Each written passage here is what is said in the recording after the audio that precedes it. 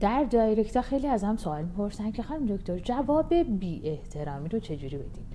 این رو گوش کن و الگوی رفتاری خودت کن. اگر کسی بهت بی احترامی کرد، احتمالا یه حس بدی مثل حس ترس یا ناامنی درون خودش احساس میکنه و میخواد یه چیزی رو از تو به دست بیاره. پس سعی کن در حد اون و استانداردهای اون جواب ندی. اول از همه یه سکوت، مثلا 10 ثانیه سکوت کن. این سکوت باعث میشه که یه فاصله‌ای بین حرفی که اون آدم زده و جواب شما بیفته و یه فضای ناراحت کننده ایجاد شه. بعد اینکه سکوت کردی، یه چیزی توی این مضمون بهش بگو این حرف تو در حد استانداردهای من نبود و من اصلا حاضر نیستم به این حرف جواب بدم.